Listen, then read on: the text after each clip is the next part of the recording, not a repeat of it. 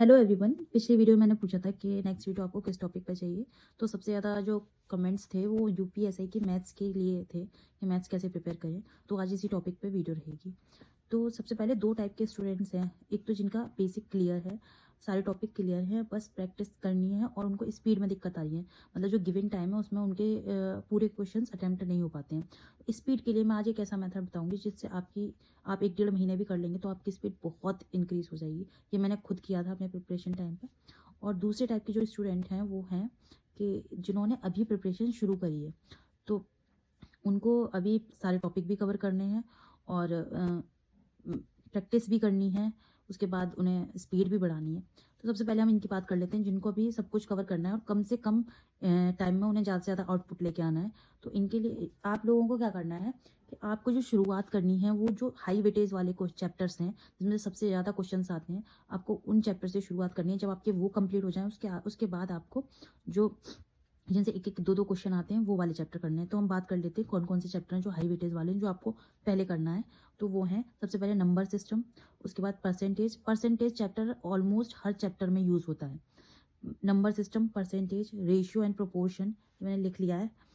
CISI, time and work, time speed and distance, profit loss, discount और DI और mensuration. ये chapter आपको सबसे पहले करने हैं। इनके सबसे ज़्यादा क्वेश्चंस आते हैं। उसके बाद ये कंप्लीट होने के बाद आपको SCF LCM, simplification, decimal and fraction, average, mixture and allegation और पार्टनरशिप एंड एज और प्रोबेबिलिटी, ये वाले चैप्टर बाद में करने। तो ये सारे चैप्टर्स कवर करने के बाद आपको प्रैक्टिस करनी है। 2021 में जितने भी सेट आए थे सारे क्वेश्चंस और उससे पहले जो एग्जाम हुआ था उसके सारे क्वेश्चंस आपको कम से कम 2 से 3 बार लगाने हैं। अब बात ये आ जाती है कि हमको ये चैप्टर्स करें कहाँ से। तो आपको जिस भी टीचर का समझ में आता है, यूट्यूब पे इतने सारे टीचर्स हम पढ़ा रहे हैं, आप चैप्टर का नाम डालिए, जिस भी टीचर का आपको समझ में आ रहा है आप उस टीचर से अपना बेसिक क्लियर कर लीजिए। एक एक करके सारे चैप्टर निपटाइए और प्रैक्टिस साथ के साथ करिए।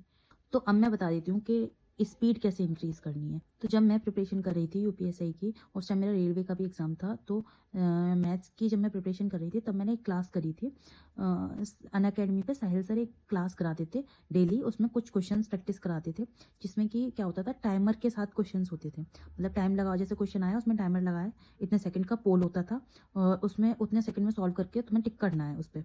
तो उस पर पता चल जाता था सही है या गलत है। जब टाइम आउट हो जाता था उसके बाद वो खुद सॉल्व करते थे उस क्वेश्चन को, शॉर्ट ट्रिक से करते थे या जैसे भी अपने मेथड से करते थे। तो उससे क्या होता था, जब मैंने वो क्लास करना शुरू किया था मेरा एक भी क्वेश्चन टाइम के अंदर नहीं हो पाता था, एक भी क्वेश्चन। और फिर जैसे जैसे वो ट्रिक बताते तो मैं उसको लिख लेती थी। उस टाइप का अगली बार अगर कोई भी क्वेश्चन आएगा तो मैं उसे उसी ट्रिक से, जो शॉर्ट ट्रिक बताते थे वो उसी ट्रिक से सॉल्व करूंगी और वो टाइम के अंदर सॉल्व होगा। जब ऐसा क्वेश्चन मैं 2-3 बार कर लूंगी सेम ट्रिक से तो वो मेरे दिमाग में वो फॉर्मूला, वो ट्रिक, उस टाइप का क्वेश्चन वो बैठ जाएगा। तो जिससे क्या हुआ, जब मैंने 1-1.5 महीने ये क्लास करी, डेली क्वेश्चंस लगाना, प्रैक्टिस करना विद टाइम, तो टाइम का प्रेशर भी रहता है कि टाइम जा रहा है। तो उसके बाद जब एंड तक आते आते मेरे ऑलमोस्ट क्वेश्चन टाइम के अंदर मैं टिक कर देती थी। तो इससे मेरी जो स्पीड थी वो बहुत ज़्यादा, मुझे बहुत फ़ायदा मिला था। तो ऐसी क्लास शायद अभी भी अनअकैडमी पे है। ज़रूरी नहीं है कि आप साहिल सर की करो या किसी की करो, बस टाइमर वाली क्लास करनी है आपको। टाइम के साथ वो प्रेशर फील होना चाहिए और उसके साथ शॉर्ट ट्रिक, जो भी शॉर्ट ट्रिक बताएंगे वो टीचर, वो उनको रट लेना है। तो उस टाइम में उस शॉर्ट ट्रिक को यूज़ करोगे ना, तो अब जब आप एग्जाम में बैठोगे आपका माइंड अपने आप वैसे ही काम करेगा। तो आपको ये ऐसी क्लास अनअकैडमी पर भी सर्च करना है, देखना है जाके टाइमर के साथ साथ कौन कौन क्वेश्चन प्रैक्टिस करा रहा है। और ज़रूरी नहीं है कि यूपीएसआई की ही क्लास हो, किसी भी एग्ज़ाम की हो, मैथ्स, जो ये वाले टॉपिक्स मोस्टली एग्जाम्स में यही टॉपिक आते हैं। तो वो एसएससी के हों चाहे किसी की भी क्लास हो और टाइमर के साथ हो, तो वो आपको ज़रूर करनी है। इससे आपको ह्यूज डिफरेंस मिलेगा अपनी स्पीड में। और ज़्यादा से ज़्यादा मॉक टेस्ट लगाइए। मॉक टेस्ट के बाद एनालाइज करिए कि किस टॉपिक के क्वेश्चन गलत हो रहे हैं, उसको देखिए, उसको सॉल्व, उसको उस टॉपिक को क्लियर करिए और अगली बार वो क्वेश्चन, उस टॉपिक का वैसा क्वेश्चन गलत नहीं होगा। आप ऐसे प्रैक्टिस करेंगे ना, अभी आपके मॉक टेस्ट में चाहे कितने भी कैसे भी नंबर आ रहे हो, मैं लिख के देती हूँ, अगर आप ऐसे एनालाइज कर करके प्रैक्टिस करते रहेंगे आपका एग्जाम में ज़रूर अच्छे नंबर आएंगे।